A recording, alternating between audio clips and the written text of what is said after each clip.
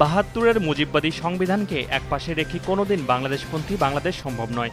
রাজধানীর সোহরাওয়ার্দী উদ্যানে বাংলাদেশ জামায়াতে ইসলামের জাতীয় সমাবেশে একথা জানিয়েছেন জাতীয় নাগরিক পার্টির উত্তরাঞ্চলের মুখ্য সংগঠক সার্জিস আলম।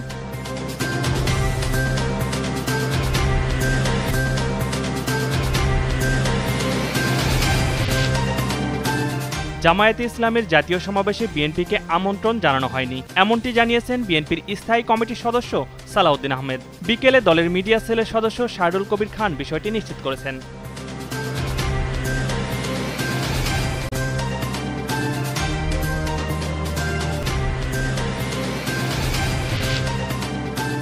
বাংলাদেশে নতুন কোনো গডফাদারের আবির্ভাব হতে দেওয়া যাবে না বলে হুঁশিয়ারি দিয়েছেন জাতীয় নাগরিক পার্টির আহ্বায়ক নাহিদ ইসলাম। দুপুরে কক্সবাজার শহরে জুলাই পদযাত্রা শেষে এ মন্তব্য করেন তিনি।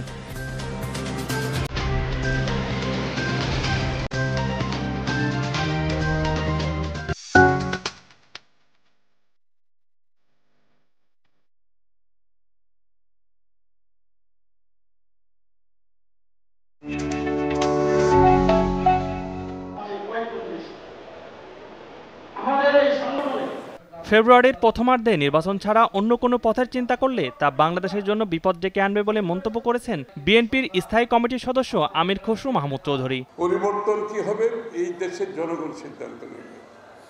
শনিবার নগরীর লেডিস ক্লাবে অনুষ্ঠিত বাংলাদেশ শিক্ষক সমিতি চট্টগ্রাম উত্তর জেলার ত্রিবার্ষিক সম্মেলনে প্রধান অতিথির বক্তব্যে তিনি এ মন্তব্য করেন। যারা নির্বাচন চান না তাদের দল করার কোনো প্রয়োজনীয়তা আছে কিনা সেটা নিয়েও প্রশ্ন তুলেন আমির খসরু মাহমুদ চৌধুরী। ফেব্রুয়ারির প্রথমার্ধে নির্বাচনের মাধ্যমে বাংলাদেশের জনগণের মালিকানা আমরা ফিরিয়ে দিতে চাই, ফিরিয়ে দিতে হবে। আর কোনো পথ নাই, আর কোনো পথ গেলে সেই পথ বাংলাদেশের জন্য বিপদ থেকে আনবে এবং বাংলাদেশের মানুষ সেটা গ্রহণ করবে না। বাংলাদেশের মানুষ একটা স্থিতিশীল বাংলাদেশ চায়, একটি সহনশীল বাংলাদেশ চায়।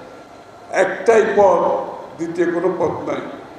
জনগণের ভোটে, জনগণের মালিক দেশের মালিকের ভোটে নির্বাচিত সংসদ সরকার।